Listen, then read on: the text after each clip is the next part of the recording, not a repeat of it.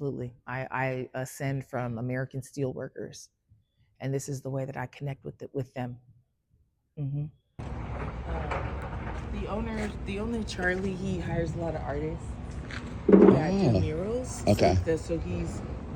he's turned it into. So, hi everyone, I'm Afatasi, aka Welder Barbie, and I'm reporting live from the beautiful city and county of San Francisco, my hometown. And I embody Welder Barbie just because not only is it a lifestyle, but it's also a way that I honor the labor histories of the Bay Area, as there were a lot of women welders here in this region during World War II, as a part of the war effort.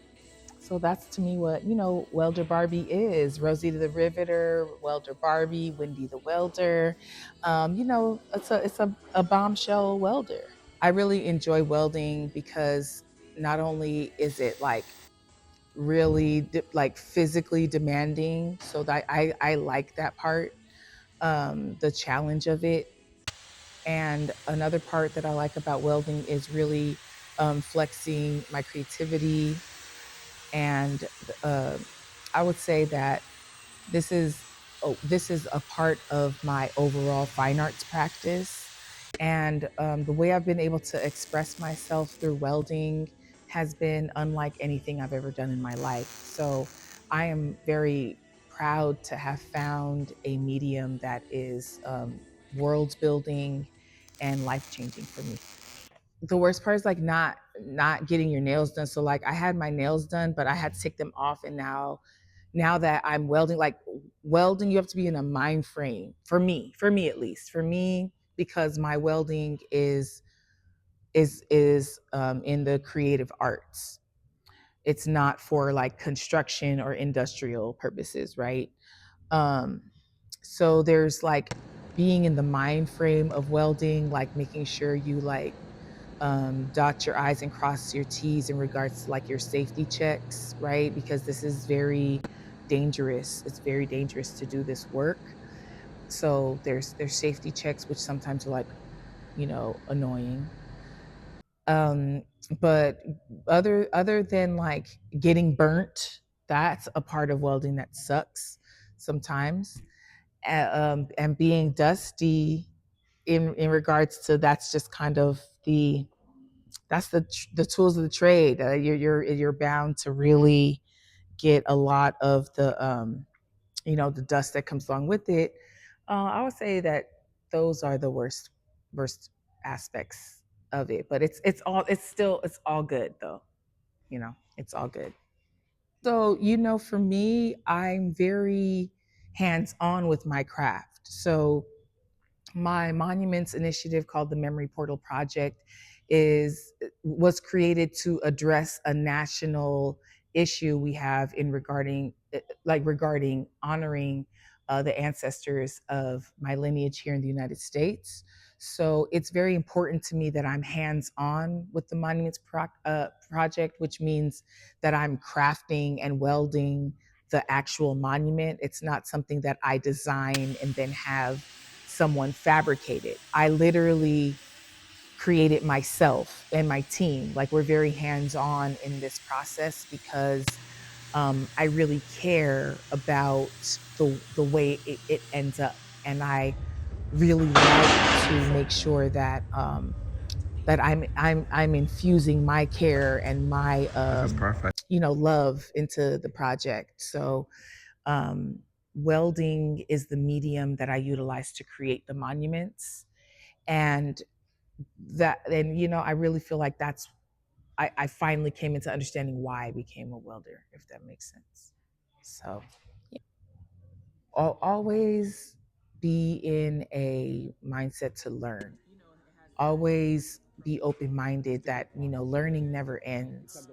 I never thought that I would learn how to weld at all. Like, I never thought that I would learn how to weld. And now that I'm at this point in my life and in my career, I feel that I'm uniquely aligned to do what it is that I'm meant to do, which is honor the ancestors.